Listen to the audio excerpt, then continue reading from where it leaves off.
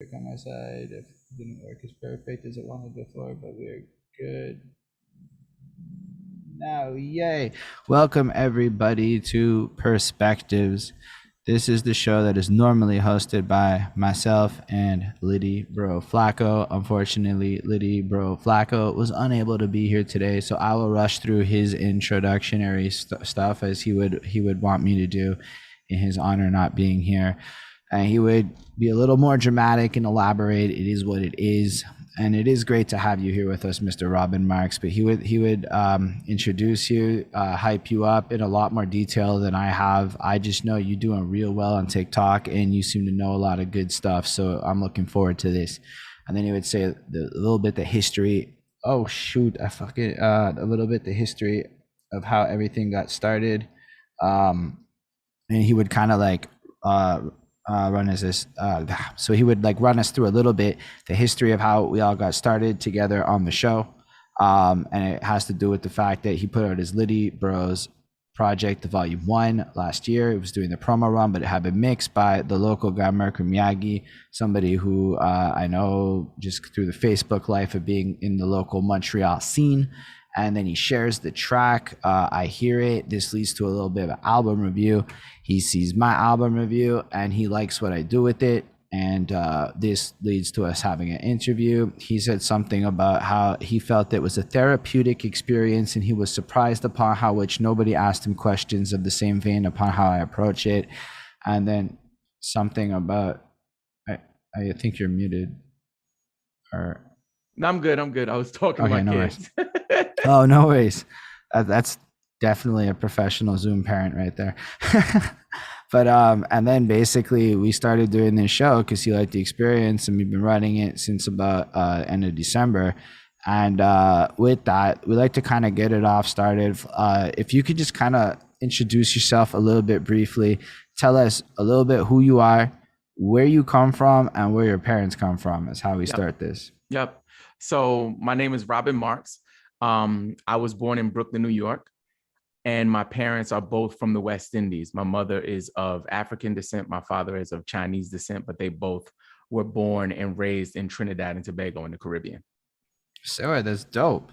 Yeah. So you're from Brooklyn, and that's super relevant for the proper opening question.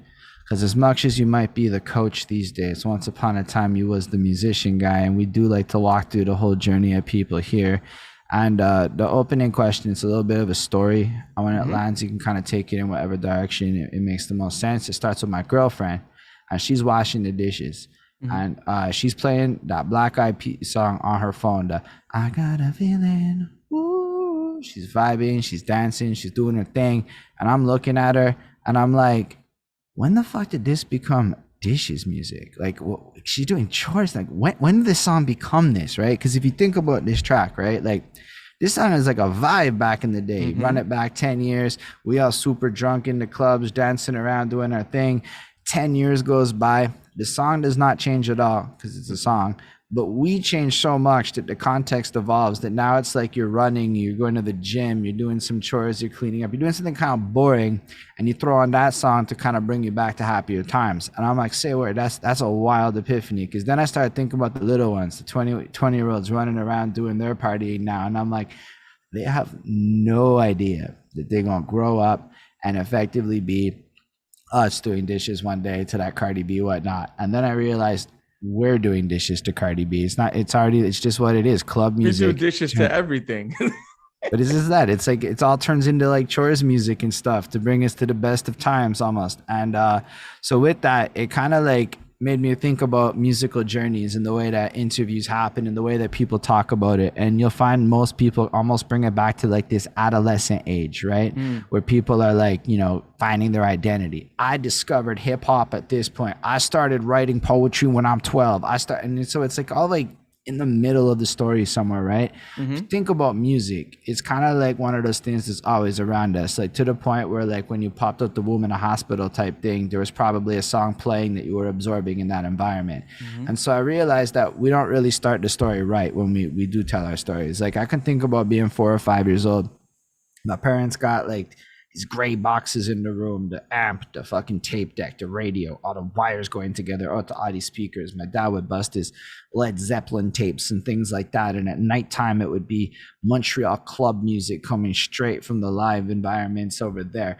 My mom's was more into like discos and musicals and soft rock on the radios and things like that. And all of these different sounds and locations each had their own environment, and they all kind of contributed greatly towards the kind of experiences that I would go on to have later on in my life, especially with regards to my own musical journey. So I was hoping, Mr. Robbin Marx, you could bring us back to being the youngest Robbin Marx that you can remember and walk us through a little bit what it sounded like to be you before you had any real control over the sounds in your world. No, that's a really great question. And I can appreciate the way you kind of set it up and framed it for me. I would say that I have pretty good knowledge of like my childhood. I remember a lot. I can remember as small as 2 and 3 years old. I have memories, they're little pockets, I don't remember every single day, but there's certain events that occurred that I can go back to, and I can like smell the air and taste the food. You know what I'm saying? So for the music, it's the same way. My moms and my pops, I'll start with my pops. My pops wasn't the most musical guy. He wasn't like, hey, put on my song. He drove cab for many years, and in the car with him when I was a kid, I would like sit in the passenger side with him, and he would listen to really like, solid gold oldies type, music, like 50s music. So I was listening to that kind of stuff, Buddy Holly, those kind of jams. And my mom's, on the other hand, she was a music head. She was like, you would hear calypso music, traditional Trinidadian music, calypso running in our house, reggae music pumping in our house. Also, she was super duper Americanized. So my mom, she was a elementary school dropout. You know what I'm saying? My mother didn't have a full education. She dropped out of school, I think in the 4th or 5th grade, got pregnant when she was like 13 or 14 years old, had her first child, had a really rough start to her life. Fast forward to when I was a baby, my mother had moved to America and become a small business owner and started doing people's hair out of her apartment at first. And then because the business became successful and she started to build an audience that really gravitated towards her, she wasn't the best hairdresser, but she had a really good personality. You know what I'm saying? She ended up opening a brick and mortar beauty parlor that operated for many years, ended up buying a house in New York City, you know what I'm saying, from a girl from the islands who had a 4th grade education. So she was super Americanized, and she would like pull up Whitney Houston, Michael Jackson. Like she was a fanatic about Michael Jackson. Me and my brother had the jackets, the beater jackets. Like he had the red one, I had the black one. I was mad because I didn't have the red one. You know what I'm saying? And so in my house, like all of those musical elements at the time, I didn't know that that's what would kind of guide me towards my mission in life. You know what I'm saying? But at the time, I just remember it being a really pleasant, upbeat, and fun environment to grow up in. When you were like young, were you like into singing and dancing and kind of being charismatic? Because usually the people who say Michael Jackson tend to go hard on that Michael Jackson fandom when they're little. Yeah. So for me, my older brother was that. I was not at that age. I was really shy. And I think it had a lot to do with the fact that my brother, very much like my mom's, had a very, very, big personality. He was one of the more popular kids in our neighborhood. We would have birthday parties and people would all show up for him. I would have birthday parties. They would all show up for him. So it was like, it didn't matter what was happening. It was more about my brother than it was about me. And I think because of that, I kind of hid in his shadow when I was really small. So, I wasn't really, outspoken or wanting to perform. I was really shy. It wasn't until my, I would say, middle school and then high school years where I kind of went into that. That's fair. So I guess because we don't have as much time as normal, I would say we could jump ahead into those like high school years. What like made you kind of go down that path of getting involved in music? And you're still in Brooklyn at this time? No. I actually relocated to Atlanta, Georgia last year in October. So No, I mean like back then when you were oh younger. yeah. I grew up, born and raised in Brooklyn, lived there. I did live in Manhattan for a couple of months, for my 2nd grade year. But for my elementary school days were all in New York City. And then when I was in middle school, going into high school, my father remarried and we moved down south to North Carolina. Oh, so during the high school period, you're down in so you go down to South Carolina. No, North sorry, Carolina. North Yeah, North Carolina. Carolina. Yep. And down there is when I really got serious about rap. Before then, I was writing rhymes when I was in middle school. You know what I'm saying? Like that was something that kind of came with the turf. Being a kid growing up in the late '80s, early '90s, like everybody was about some rap stuff. And then when I got in high school, it's like everyone had to kind of like pick a lane. Like, were you gonna be an athlete? Were you gonna really lock in on your books? You know, were you gonna be a troublemaker? And it was kind of a lane that wasn't filled, and it was like the rapper. And I was like, oh, I want to be the rapper of the school. Like that's my thing. So even then I feel like I had an idea of finding a niche for myself that maybe wasn't saturated, finding a lane that a whole lot of other people weren't doing, so I could essentially try to be the best in that lane. You know what I'm saying? Right.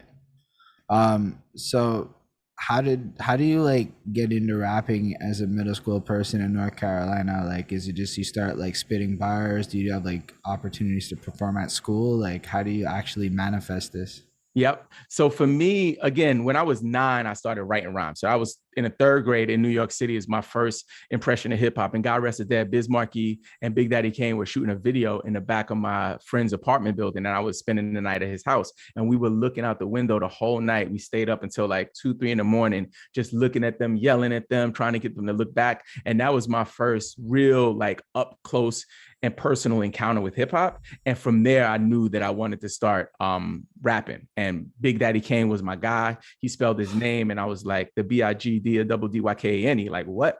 Like, how did he say that? How did he do that? I want to do that, and my name became Robbie D.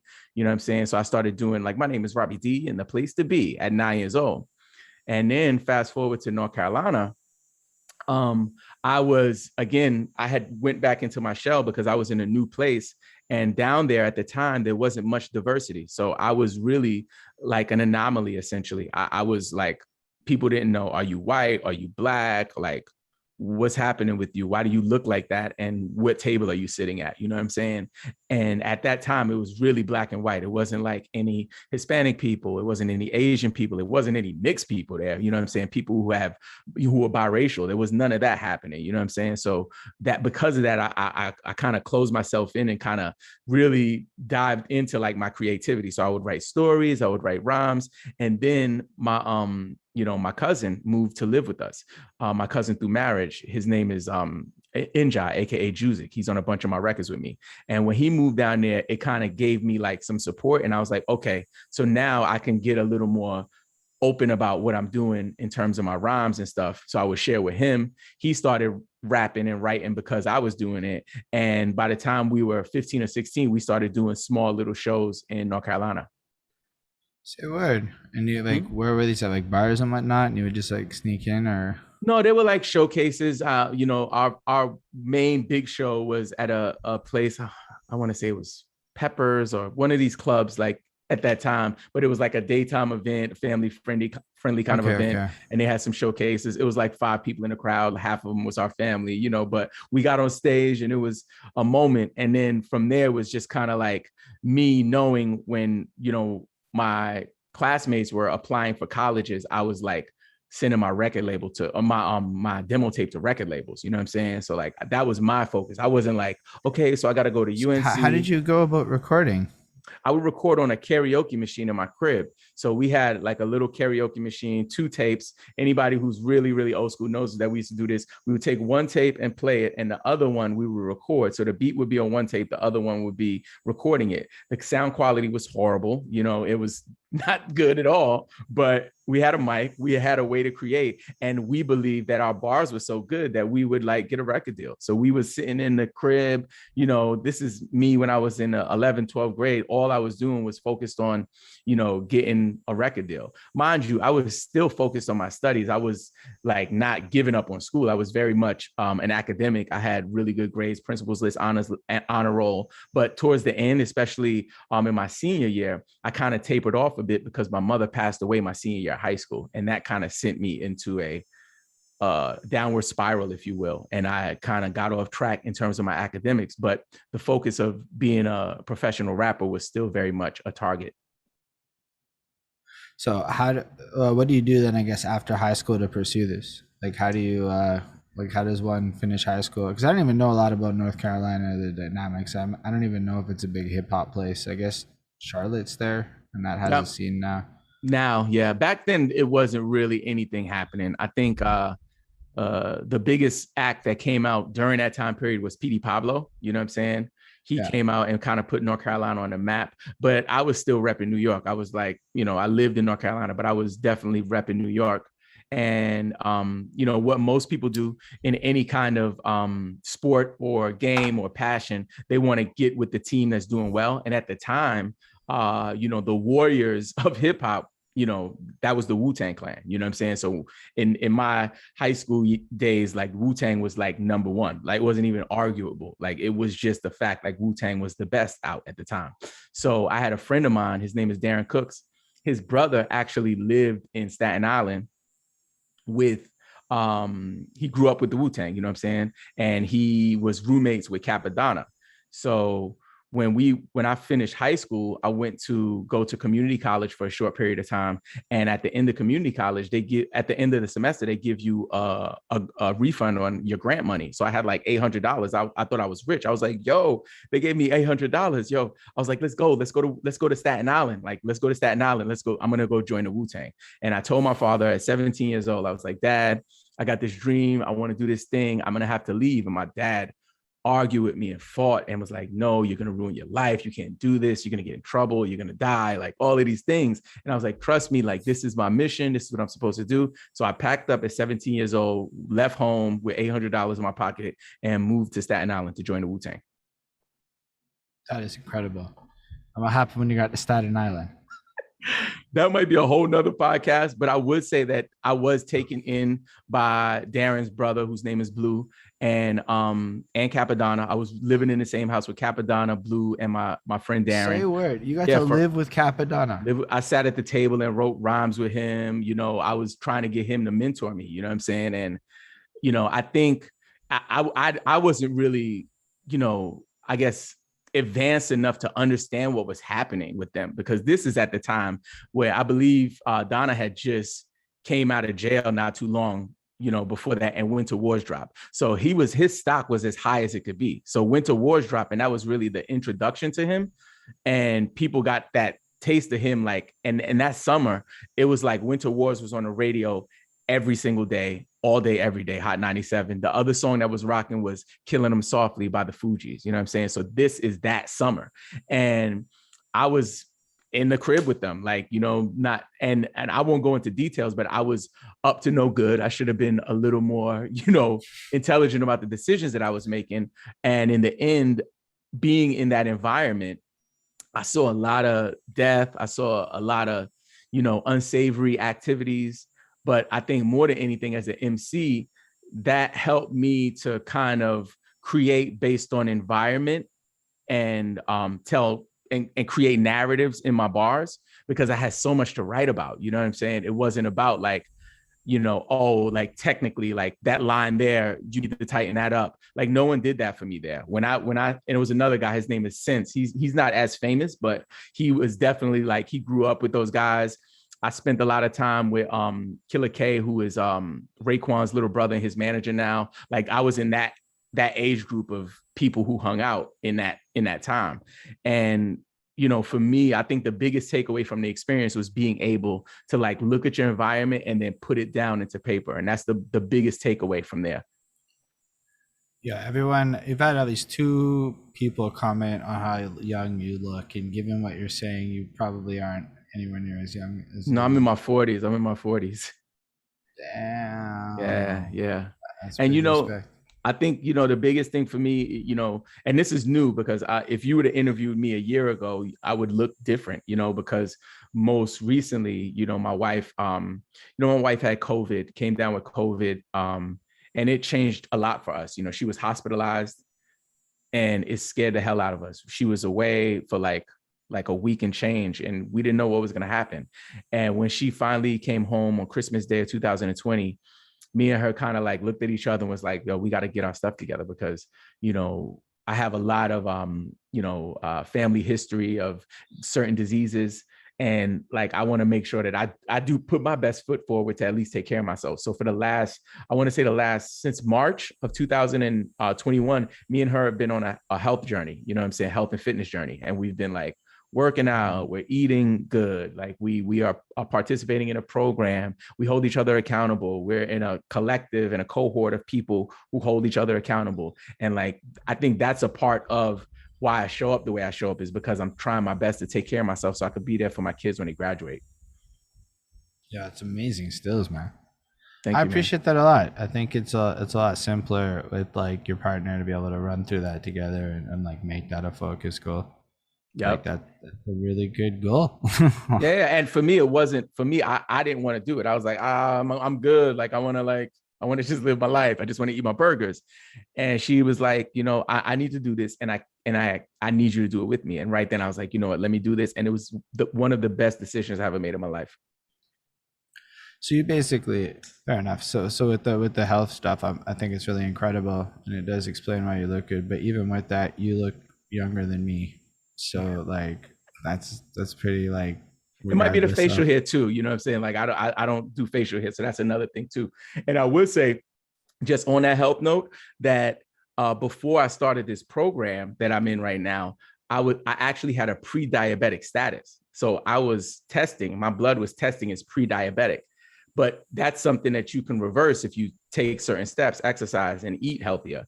After about 6 months of doing that program, my blood work came back and I'm no longer pre-diabetic. So like, we're dead serious about health around here. Yeah, it's an important thing. Yeah, as I get older and my life gets more interesting, I feel like health becomes a more important priority to me. Yeah. Uh, Makes it easier to balance stuff. But with you though, so you basically go to Staten Island, and you probably have a wealth of stories that when we can get you back on the show, you can run through with more details because we definitely need some of those. But so you kind of like move into this like more prominent music career if you're in like the purview of Wu members and stuff. Like that's it's gotta like. No, no, not really. It wasn't, I think for me, I was like a grunt. I was not like, it wasn't like, it was like, I wasn't even in the D League. I was probably the D League water boy. You know what I'm saying? It wasn't like, I went to be like, y'all want to try out for the team, put me on. I want to be like the new Method Man. Like, can I get in the clan? And I couldn't even like get into, to the D League. However, I would say in my time there, besides writing with Donna, I had the opportunity to go to the studio with some of the young guns. There was a guy, Method Man's little cousin, Lala. He passed away, but I did a record with him. And, again, the experience was rich, but it wasn't like rapper glorious at all. You know what I'm saying? I think after that, because I had sharpened my sword so much sitting at the table working with Capadonna and being in that environment, that then the next stage of my journey was where I worked on the technical aspect of rapping and like really getting good at bars. And that was me leaving New York, leaving Staten Island pretty much with my tail between my legs, because I had gotten in some trouble and I needed to like reset and restart. And I moved back to North Carolina, back home, after being away for a year and a half. And then I got a job and I bumped into this guy named Smarty Fresh. He's one of my guys to this day, but we were working at a plant, like making faucets, you know what I'm saying?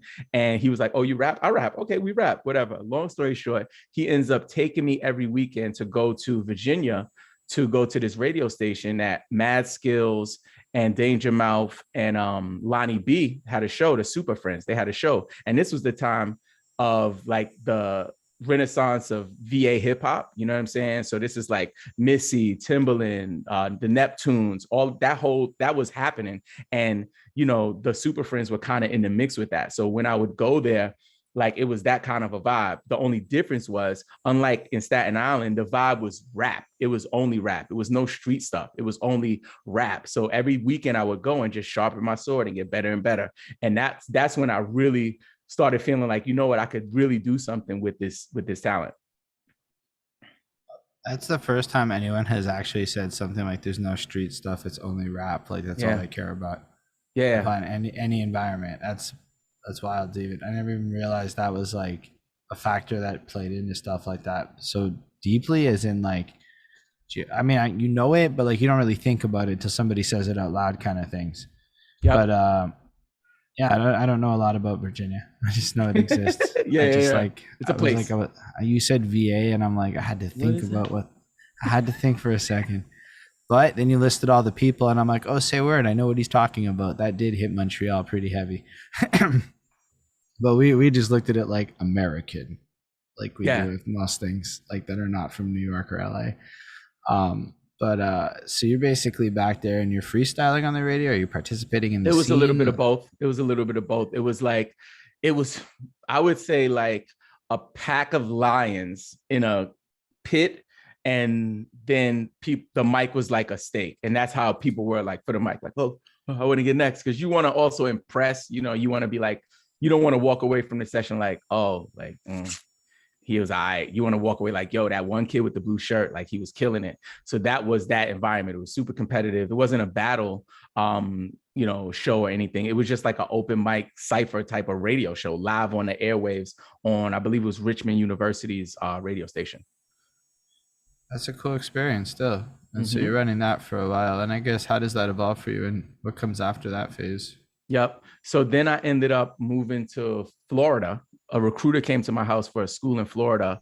And after that, I kind of just went down with one of my guys. His name is Cody, aka Shah Sun. He went down there with me. He's the only person I knew. We ended up building relationships with a bunch of different people, including DJ Nasty, who is one of the producers from DJ Khaled's We Are the Best. And at the time, he was like just a radio DJ. And we were in the scene going to the clubs, like kind of trying to get on, like, yo, put me on, Nasty. So finally, Nasty's like, all right, Webb, like, why don't you come over to the crib and record something? And the first time I ever got in the radio was with DJ Nasty. And that was a big moment for me. And then from there, I connected with a gentleman named Rick Blast, who is another one of my brothers, and he put me down with a crew called 7Ds based out of Buffalo, New York. And he was going to the same school, and he was like, yo, you got to join my clique. Like, what's up? So I was like, all right, let's do it. So I joined that clique. And one of the producers in the clique, his name is Emil. He went on to produce for Kanye. He went on to produce for Eminem. His name is Emil Haney, also doing work with Florence and the Machine. He won Grammys. And we were like in the basement together, all working on my projects, the 7Ds projects. And because of that relationship, I wanted to move back to New York. So I moved to the New Jersey area. And when I moved to the New Jersey area, I went to Emil and I was like, Emil, like, where do I go to rap? I want to rap. He was like, let me connect you with my homegirl, Lana. She's an MC that went by the name Invincible in the early 2000s. And she was from Detroit. So she was a white female who was in the battle circuits. And she was a good friend of Emil. And I talked to Lana and she was like, yo, you got to go to end of the week. You got to go to EO Dub. I was like, all right. So I pulled up to EO Dub.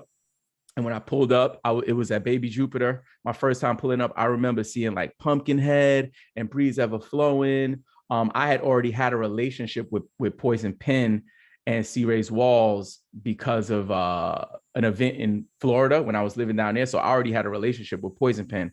But a lot of these people, I had seen them on like the Blaze battles, different videos that we used to watch for battles, magazines and stuff like that. So I was a little starstruck. Big Zoo, I saw him on MTV. I was like, yo, that's the guy from MTV. You know what I'm saying? So I came there and it felt like I was kind of a Ronin, like a samurai with no team. And I came up there, I was down with 7Ds, but at the time, no one from the Ds was going over there with me. I was just like going by myself, like pulling up by myself, leaving by myself. And I felt like I was walking into an episode of The Warriors, you know what I'm saying? Like the movie The Warriors, where the gang's over here. And that's the way it was. It was like Stronghold Clique was over here. You had the Plague over here. You had the End of the Week crew over here. You had the Dutchman over here. There was all like gangs in New York. And I'm walking up in there, this guy who had been doing all of these things. And I felt like, yo, I'm about to blow their mind. They ain't see nothing yet. Get on the mic the first time and bombed. I like did not do well. There was a band playing. I never forget it. I went up there. There was a band playing. And he was playing so loud, and I was like, I'm just trying to say my rhymes. Like, I'm spitting bars, but nobody can hear me, right? And like people are talking, like no one's paying attention. And remember, I said you want to be the guy that they're like, yo, like who's that kid right there? People were probably like, oh, who's that guy? Who's that person with no gang? And I remember Zoo was like, he said, I don't remember exactly what he said. I'm gonna paraphrase, but he said something like, all right, come back, try again next week. It was like, get him next time, champ. Like, nice try. So I go home and I had to drive, back to Jersey, and the Twin Towers were still standing at the time, and the lights were on and off. Yo, this is like a very early end of the week then. Yeah, this is like the start. The dub had been going for a few weeks. It was like in 2000, really early on in the game. So the Twin Towers, the lights are on and off. So it appeared, Holden, like they were eyes and a menacing grill. And and the lights are blinking, and it's looking at me like, boy, if you don't get out of here, like go back down south. Like you don't belong here. I'm gonna eat you up and spit you out. So I go back and I'm like, what am I going to do? Am I going to go back there again? Like, maybe I'm not as good as I thought I was. Like, now I'm in the big leagues. Like, Breeze Ever Flowing is over there. What the hell am I going to do? Right. So I go back and I like, you know what? I got to go back. So I go back the next week and I spit a verse. I think it might have been his verse called I Have a Dream. It's like a play on, Martin Luther King's speech, a hip hop version. And I killed it so much that they invited me to come to the first ever MC Challenge. And then the next week or two, I was in the MC Challenge and won the first ever end of the week MC Challenge. The first one in like the history of of all the MC challenges. The MC challenges. You're the first winner of all of the ones. All of the ones. Like, like if there's a Wikipedia page for a wrestling belt, mm-hmm. right? You always scroll the first winner. Mm-hmm. It's That's the first winner and like the longest tenure. And then like those are the things you care about. So that's a big one. I won some other challenges after that. I didn't win the national championship, or at the time, the Challenger Champions. That year, C-Ray's Walls won the Challenger Champions, but I did win an All-Star Challenge, which was the last performance that Run DMC had in New York City together. I won that as well. So I got 2 challenge championships under my belt. So really happy about that. That's fun. That's an amazing thing. So you're like in 2000, 2001, crushing your end of the week adventures, getting your pen game up. And how does that like evolve? Well, I wanted to release music. So with my crew 7D, I worked with them to record an album. And End of the Week actually helped me distribute and put out the album. So Zoo and Pro and God Bless the Dead, Vice pulled me under their coat and was like, nah, you with us. Like, be with us. Like, you're down with End of the Week. We're going to release your stuff. And then I had a friend of mine. His name is Zone and North Star. He was like, yo, he called me Physics. He's like, they call me Web of Physics. It was like, yo, Physics. Yo, I got a show for us in London. We got to go to London. I was like, what do you mean London? London? He's like, trust me, we're going to get some tickets. We're going to go to London. Like, trust me. All right. So we get some tickets, first class tickets to London Heathrow. I must have 500 first class tickets to London Heathrow. First time in Europe. I got like 500 to 800, dollars in my pocket. We get off. I go to currency exchange. I'm like, hey, can I get some money back? Ha ha ha. They give me back I gave them 5. They gave me like 3 or 200 quid. I was like, I think you made a mistake. You know what I'm saying? I didn't even understand currency exchange. I was that green to like traveling and going abroad. That was my first time in Europe. Long story short, we rocked out the shows. We ended up staying in Europe for a number of months. And then when I finally came back to New York, I had a sit down with Vice and James in James's dad's house. I never forget it. At the time, we were still growing. End of the Week was still very new. I think we were going into our second season. And then I was like, yo, guys, I saw it. And what we need to do is we need to take End of the Week to Europe. And Vice and James were like, what are you even talking about, bro? The same way I guess I was talking to Zone, like, what are you talking about? Like, what do you mean? Like, take it to Europe. How are you going to do that? How are you going to do that? And I remember looking at James and Vice. And again, I'm paraphrasing on the story. Like, I'm not saying it word for word, but it was definitely like when I told them that, I remember them being kind of like what? And then I just told them, all I need is for you to give me the consent to do it. Let me do it and you don't worry about the rest. Like, I'll go there, I'll do it. I need your blessing that I can do this, that I can represent on behalf of the dub. Like, yeah, go ahead. Like, good luck. You know what I'm saying? And you have to ask James. Vice is not here to speak, but I think at the time, maybe we didn't understand as a team the importance of the dub to hip hop culture. We were just kind of throwing events because other people were throwing events too. This is the time of Lyricist Lounge, Rocky and Bobito. A lot of people were doing events similar to us, but I think us taking it international is what separated us. So I saw the potential in it. And honestly, I didn't know if we could pull it off, but I know with everything that I had to try. And I would say probably about 6 to 8 months after that conversation, we had our first MC challenge in another country, which was in London at a record store called Deal Real. And we started the international movement. Yeah, it's wild to think about. Like, it really is. Because, like, the ultimate impact of that is it hits Montreal at some point, which is a wonderful thing and has impacted my city's hip hop scene. A lot of people have been involved in that. I mean, shout out Fende Febla. We got a TV show up here now, I know. which is Congratulations to the wild to think about. And yeah, it's like the end of the week, Quebec is in a lot. And to think that whoever it was that started the international endeavors actually had that big of an impact to hit like so many cities and so many like places, cultures. Like, I met this dude through my album review adventures in Switzerland, and he participated in the dub out there. And I'm like, say word. It's like, it's that big. Like, pretty much anybody that's involved in a local scene in a place that the dub is at has heard of the dub. And I believe what I want to move forward and do in the next year or two is do an official census for the dub, because I say 50K. Anytime I'm talking to people, I say we have at least 50,000 active members or participants at some point. It might be more than that if you consider like audience members and stuff like that. But I want to do like an official census, an international census, so we can get a count, because that's a powerful, bit of data if we could really get an accurate, handle on it. I love everything you just said. I want to know how many rappers are in Montreal, because that would be such a powerful piece of data to know. Yeah. And you know what? I think the whole thing that's happening with Royce the 5'9" and Lupe, all of this talk, this is something that is really been 21 years in the making for us to be like being discussed on mainstream platforms, because the dub is the most important hip hop institution and movement right now. There have been so many hip hop movements in the time of our history, right?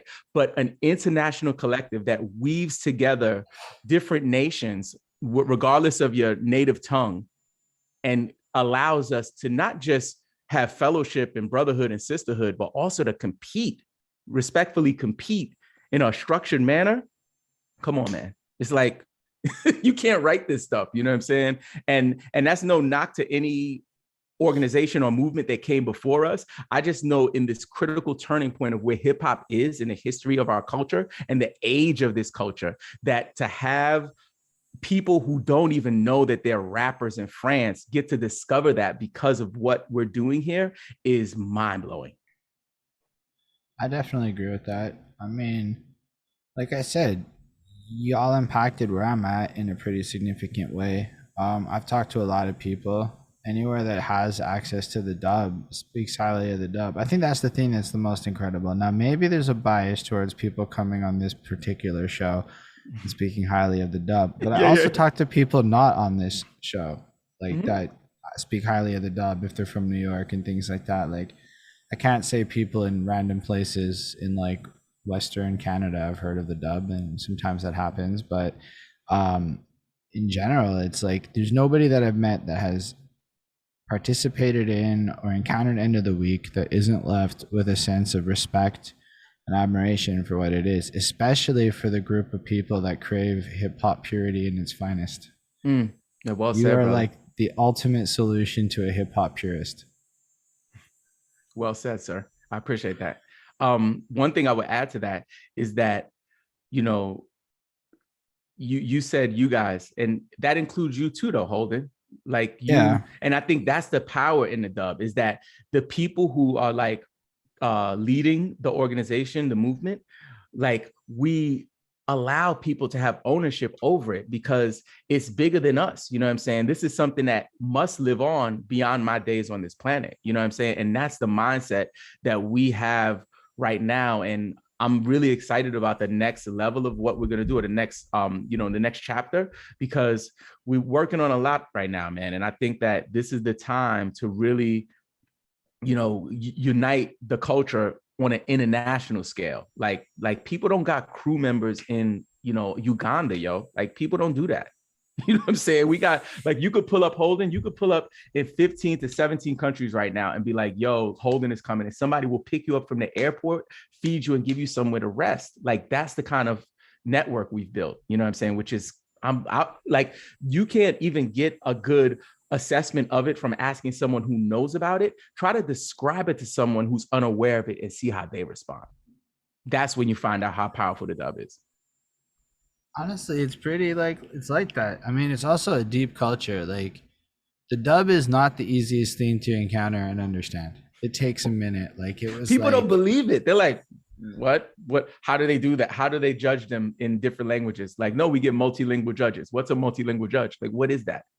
Why are you doing that? You know what I mean? It's crazy. all of it though is impressive. Like I just talked to basics, Mm-hmm. right? And he went to, I think it was Prague or whatever the Yep. last Yep. international one was. And man, when he talks about his experiences doing that, it's like, especially anybody I've talked to who's managed to travel through into the week Quebec, a lot of these, it's like their first real opportunity. And then the scale of the show he described is like bigger than, a lot of the stuff that you can get locally. And Mm-hmm. just the whole experience is big. And from what I'm understanding, all of this ties down to you going, all right, let me go run a thing. Let me go do this. Just gets again asking for permission. Because at the time I was crew, but I was still like, I was like a good rapper. I hadn't proven that I could organize or I could lead. So I had to go to the main people and say, yo, I want to do this thing. Do I have your blessing? They gave me the blessing and the rest is history. From there, I helped to launch the France chapter with my man Sammy Jackas. I helped to start the German chapter with a guy named David Develis. I helped to start the Spanish chapter with my man Dave Zona North. I also helped to start the first ever Netherlands event and a few other one-offs in Europe. But again, for me, I'm just for me being on this call with you is poetic for me because like I'm like really digging in to EOW culture and the movement. Namely, the biggest thing is because of losing Vice. Like before Vice passed away, he sent me a message on Instagram and was like, yo, I love what you're doing with the beats, man. Can I get some beats? How much? Or something like that. And I was like, bro, like, I got you, whatever. He's like, dope, I'm happy to connect. So we were about to reconnect. The pandemic hit and I was driving through New York City, going to deliver some phones for some of my staff members as I was trying to escape with my family to Michigan to get out of New York. And I was alone. My family weren't with me. They weren't with me. So I was passing by Vice's house. So I stopped, I did a U-turn and I pulled around. I came up to Franklin to, where he lived. And I made a left turn and I pulled up and I looked up and I saw the lights were on, but I didn't get out. I was like, well, it's a pandemic. That'd be weird. I didn't call. I was like, I'll see him next time. And I never got to see him. So now with this opportunity that I have to bring whatever skill sets I've developed over the last 21 years being involved with this, movement, that I won't let another opportunity to step up pass by. And that's why, I think it's poetic for me to be sharing this story with you. I respect that a lot. I also think that you've got a lot of skills. We did just get a question though. In what other countries would you like to see End of the Week expand if you could pick a couple of places to add right now? We did have some chapters in South America for a while. We had Brazil going for a while. I believe we had Argentina for a while. I'd like us to have our South American, chapters come back strong. But honestly, my dream, Holden, was always that we had a chapter on every continent. And the only continent we haven't hit, I believe, is Antarctica. So Antarctica. I would argue that that would be a cool chapter. That It'll would be be tough. It might be a cruise. It might be a cruise challenge. But I think if we're gonna create the bucket list for what I would like to see for the dub, my wildest dreams have been fulfilled in terms of what I imagined for us. I thought that maybe we'll do a couple of chapters in Europe. I never would have expected it to grow as fast as it did. And now eventually 21 years later, to have touched as many people and been on as many different soils and continents that we've been on. But if I had to pick, it would be Antarctica. I respect that. I would go to that show. That would be one of those shows you'd be surprised maybe, but I mean, that sounds like history that people would talk about for history. Like that time, those people went to Antarctica to do an Yeah, yeah, MC yeah, yeah. challenge. Oh, for sure. It would be that kind That's of like deal. that's like an expensive ass fucking ordeal. That's probably Yeah. like 100K a person type thing. Oh yeah, we could probably, do it like a fundraiser or something. I'm sure that could be a real Elon Musk type event. That would be amazing. Yeah, people are also feeling the Antarctic idea. How do you get into TikTok coaching? And because just to like touch on some of what you're up to like now to like jump ahead because I know we don't have a lot of time left. Yeah, yeah. And because we started late too, Holden, if we need to go an extra 10 or 15, I'm fine with that, just to put it out I there. mean, I'm gonna take whatever I can get from you because your story is fascinating and your Yeah. insight's powerful. Yeah, yeah, yeah. No, that's a great question. It really started after I started working a job. I worked for a really big nonprofit in New York City for about 10 years. And when that job came, I had to kind of take a step back from the dub. So I talked to people about it, and I'm kind of comfortable about it now to say that at the time when I left the dub, I never really had the discussions with the people that were important in the movement. I kind of just went about my business to do what I needed to do for my family and for my career. And for that, I'm open about, and I'll say I'm regretful for that because I believe that because of what we've built here, that I owed it to the key players at least to speak to them. But I never really had that conversation. It just kind of turned into was gone for a couple of weeks to a couple of months. And before I knew it, 5 years had passed by and I hadn't really been involved with the dub. And you know how it is if you don't talk to a friend for a long time. Like when you do talk to them after a while, it's like, hey, sorry I haven't talked to you in 3 years, but I'm back. Um, so because of that, I had a craving for music. I still wanted to create, so I started making beats. And once I started making beats, my brother Vanna Ritchie, as you guys know, he's an accomplished producer and DJ. You know what I'm saying? And he told me like, "Yo, them joints is actually kind of hot." And right then, when I got a cosign, I was like, "Really? Like my little rinky-dink beats are hot? Let me invest in some equipment." So I got some equipment, started making beats. Before I knew it, I got some mentors, Legion Beats and Anno Domini, who are some really successful producers. The first online beat sellers to make over $1 million selling beats online. And I took their course and I went through their master class, learned how to sell beats online, and I started building a profitable beat selling business. Most of my customers were new artists who had questions, and they were like, "Yo, Robbin, like, how do I get on Spotify? Like, oh, Robbin, how do I get, how do I get my publishing squared away?" Like questions that I had to answer for that I was given for free. And then finally, one of my clients was like, "Yo, Robbin, how much to hire you as a consultant?" And I was like, "Oh." I was like, $50 an hour? He was like, "All right, cool. Can we book 2 hours?" I was like, "Yes, we can." And that kind of started me coaching. It wasn't until I was in a clubhouse room in March of 2021. I want to say February of 2021, when a gentleman, his name is Wave Formation. He's a producer coach. He coaches producers. And he was like, "Yo, Robbin, you got to get on TikTok. Like, take it serious, spend some time on TikTok." Went online on TikTok, did miserable, posted a bunch of videos. They didn't go well, whatever.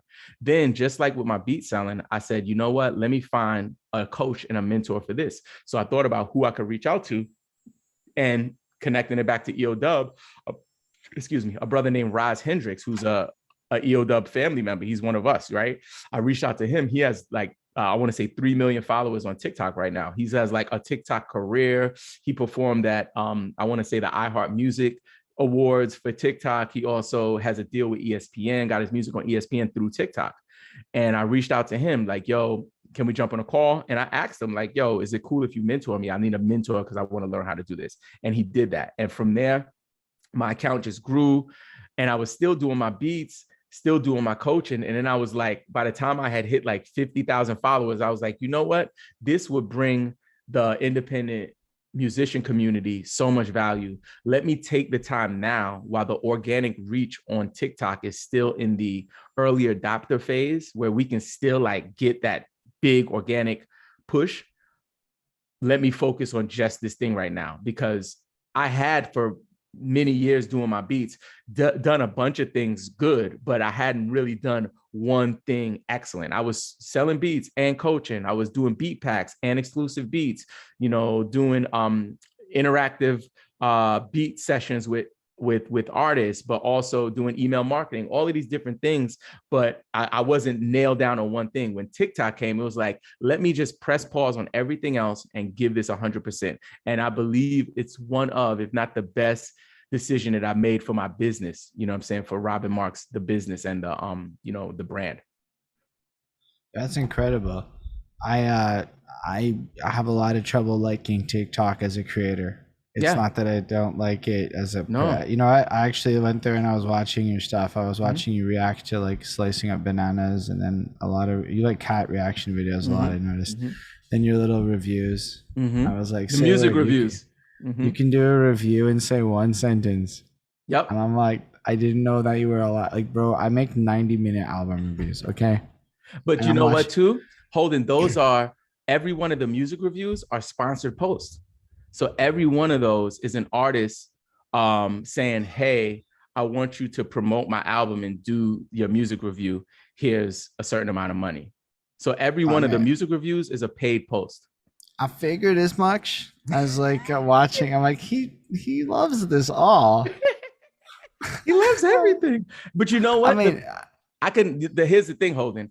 I can always find something good to say. I just don't have to say the bad stuff. If it's something that I really don't facts. rock with, like I have had some stuff that I was like, ooh, like I can't really do that one. But for the most part, like I love music. Like I can find something good. Like, oh, and I really love at 3 minutes and 30 that the cymbals crash really hard. Love that. I'm not gonna, you know, come on, like Somebody's gonna you watch know, I this and be like like, wait a second, he's talking.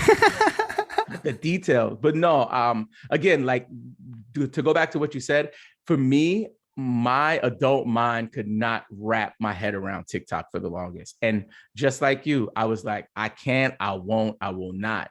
What happened was the same thing I believe that happened to me with Instagram. With Instagram, I was like, I don't really want to share pictures, like whatever, like boom. And I kind of let the wave go by, and then I jumped on later because I had to, right? And with TikTok, because of the environment that I'm in with a lot of you know, digital marketing people and entrepreneurs, it's like you have to pay attention to everything, right? Like don't miss a wave. So for me, I was just kind of taking a leap of faith with some guidance from my mentor, and it led to me realizing the potential. So not just the potential in terms of like viral explosion of growing a fan base for an artist, but also the little secondary revenue streams that can be created from TikTok. Like their creator fund, like literally will pay you for creating content. You know what I'm saying? Like money is accumulating right now in an account that when I'm ready to withdraw it, I can withdraw it based on how many views my videos get and stuff like that. And then there's the paid sponsorship to approach it as an influencer. And for many years, like influencer had a nasty, you know, connotation for me. I was like, ooh, like I could never do that. Like, why do people even say that? But then going into this arena and realizing like record companies and businesses are using influencer marketing to market their products. Like that is the jam. Like that's where it is. So if you can build an audience and at the same time also create additional revenue streams, then it's adding to the health of your business. And that's one of the reasons why I'm preaching and standing on the hilltop telling musicians specifically to start on TikTok. So here's my problem, my biggest problem with TikTok. So if I could ask for a piece of free advice. I am addicted to long form fucking content. It's the easiest shit. The editing is nothing. And as a person who doesn't like video editing a lot and it doesn't really know how to think small content, what is the best way to approach actually creating TikToks? Because like, I don't know how to think 15 seconds. Yep. So I'll do a quick spiel for you. So this is what I would do.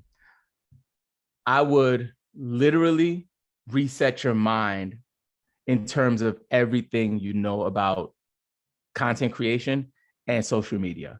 I believe that, like you just said, you are a long form content person. So you could do one or two things. Lean into what you're good at and what you want to do. I always tell people when I do like a discovery call with somebody, like if I'm not a good fit for you, I'm not going to be like, okay, come, let's do the thing together. And the biggest thing is, do you want to do it? If people are feeling like, man, I got to do this thing, let me go ahead and get a Twitter. I got to tweet, right? And you're doing it from a place of, I have to do it because it's like an industry standard, as opposed to, hey, it's another creative outlet that I can experiment and try new stuff and also evolve as a creator. then, you know, if you don't look at it like that, then it's not going to be successful. So that's the first thing. You just got to hit reset and say, okay, let me like have the mindset that I'm going to go into this with a positive attitude, and I'm going to test it out, and I'm going to do some 15-second videos. Now, technically, if you are a long form content creator and you don't know how to make 15-second videos, what I would encourage you to do is to break your content up into 15 to 30-second clips. So if you have a 3-minute video, for example, or let's say you do 90-minute reviews, right? Let's just use your reviews, for example. I would take the 5 highlights from those and turn those into a 2-minute video. From that 2-minute video, I would just record them in 15 to 30-second clips and just make sure you end every video, which is probably arguably the most important part of creating TikToks, is include some call to action at the end of your video. So yours would be, and that's why the record stinks. Follow for part 2. And then you go to the next one. And that's why it stinks some more. Follow for part 3. You know, if you're liking this, get ready for part 4, and just keep leading them. By the time you've done it, you had a series of 8 videos. So that's the way a long form content creator will be able to adjust to the TikTok landscape. I see what she's saying, but that call to action thing at the end is interesting still, because you do it in all your videos. Hit the plus and link in bio. Hit the plus, link in bio. Everything. And you could change it too. You know what I'm saying? There are different ways to say it. I just always teach that what you want to do is grow your audience. So your call to action right now, unless you're releasing a specific product or a project, is for people to follow you. Bro, I love this. This is super interesting. I mean, I have dibbled and dabbled in the talk. Don't get me wrong. But you've done some talking. Well, Matt, because what I realized is me and the homeboys can do some corny shit, like rap at each other in like short videos and tag each other, and I'm slowly like integrating into that world a bit. It's often a memory I don't remember to TikTok is more the issue, which is habits and scheduling and shit. But when I realized the potential of like, maybe not the standard music TikTok grind with regards to rapping on industry beats, but like on a very local front, if you and like 15 rappers just start rapping at each other like y'all are already famous, that kind of shit can create mystique. You're constantly tagging each other, which forces at least a few little algorithm signals and shit. And then you kind of do well together. It's like taking the concept of a YouTuber house and bringing it to TikTok. Well said. Really, really well said. I love that. And if you need help, Holden, like I always take care of my people. Just like reach out to me. I'm around. And actually, I just started about, I want to say a week ago, a new Facebook group. And, you know, it's called TikTok for Musicians. And a young lady named Dano, who was running the group before, reached out to me, and she was like, yo, Robbin, I got this group of musicians. Do you want the group? Because I'm not giving them what they need, and I believe you can do it. I was like, okay. Took the group. We got like, since I took over, like 70 new people joined, you know what I'm saying, in a week, and it's growing really fast. And it's really all about building a community around TikTok. So I'll love to have you stop by. I definitely saw that. I found your Linktree thing or whatever one you use. Find your Facebook. I looked at it because my big question is, where are people from? So you got to do a little stalking there. But no, definitely check out the group. I think you clearly know what you're doing. Like I remember I saw the TikTok where you're like, Robbin, how did you get 2 million? How does it feel getting 1 million videos things? And you're just like, I don't know. You know what it is. I was You're hilarious. Talking about the press conference videos. I like those. All of that vibe. And it's like, I mean, it's one thing to like say it from the perspective of somebody, I guess, who has like, 10,000 followers, which you can, I don't know, you have 100K, but you're also hitting like 25K regular views type thing. I'm like, oh, say word. Yeah. That's not bad at all. That's like, because, sometimes you see the initial spike on TikTok and then it goes to the really, really small numbers for a while. It goes up and down too. Like and Holden, that's the thing that I tell people, like some people have developed a certain level of authority on the platform where no matter what they drop, it's going to do big numbers, and big numbers for you might be different for someone else. And that's what I tell people. So even for me, I have videos that don't do well, that have hundreds of views, and you know what, that's okay. And I think that some people do look at it like that. They're like, oh, he has so many thousand followers, but he only has this many views. I'm like, Like, is that what you're spending time doing? I totally took it from like you were doing well with those views. I didn't take it the other way. I'm No, no, no. like, I'm just saying though, but look, especially for my students, I have people in my group, my community members who like are really fixated on that. And I know that the performance of a video is really important, but we're gonna have videos that win and we're gonna have videos that lose. And I think that it's just like basketball. Like if you miss a shot, you can't be like, God, like they're gonna see that I missed a shot. Like, no, like you missed a shot, go take another shot. And that's what you got to do on TikTok. love it. That's super helpful for real. Honestly, I don't want to keep you long. I mean, I do, but I don't want to keep you too long. He's like, I got kids. They're not supervised. I'm like, fair enough. Don't say that too loud. No, they're with their mom. They're with their mom. Could I share the link to the Facebook group? Is that okay? Absolutely. Yeah. So if anybody wants to join or just check it out, it's bit.ly/free. bit.ly/FB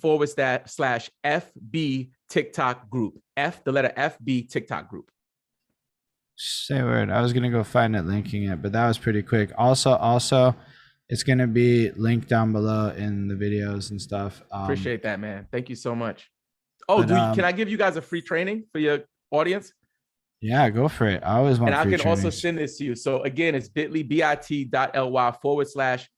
TikTok training. So if you want to learn a little bit about it and have a 3-step method, a proven 3-step method that'll help you to get more followers right now, just go to bit.ly/free TikTok training. For sure. I'm gonna definitely check that out. I'm honestly curious about how you go about making training materials. Check it out. I'm going to, and it's cool that you do this. Like a lot of people don't take the time to learn that side of things, right? And I feel like the fact that you bring that to the table is just hugely valuable to everybody in music who encounters you. Thank you so much, brother. So I definitely appreciate having you here. And thanks for sharing what you've done so far. We hope to have you back. And thanks. I'd love to come back. I'd love to have Flacco here when you come back. I'm sure it'll be a different kind of vibe, but I'm really glad absolutely. We got to connect. Flacco would have just cut this off and directed it, and he'd be like, no, we need to delve into this story that I know about that he's going to talk about. And I'm like, fair enough. I don't know any of that shit. But it'll be 2 different interviews. It's completely different. But I don't know. They're great. I don't know. I don't know. I like the fact that like the Flacco one like breaks up the pace for the other ones for me. So it's like a different vibe, and it just kind of makes it like really alive. But like I feel like they're both experiences that are good. Like they're really helpful. And I appreciate it personally when I can hear stuff, especially from people who aren't from where I'm from and seen different things. It's why we like the name Perspectives, because it's what it's really about. But shout out End of the Week for hosting this. Make sure to follow End of the Week and all their stuff. eodub.com has all their links. It's one place, so I don't have to say 7 of them. Make sure to like, follow, subscribe, all that good stuff, everyone. Appreciate having you here. Do you have any last things you want to say to the fine folk on the internet before we end the stream?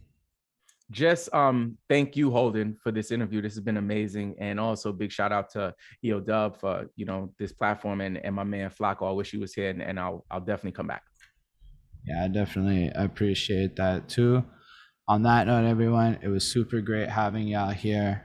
Live long and prosper, everyone. And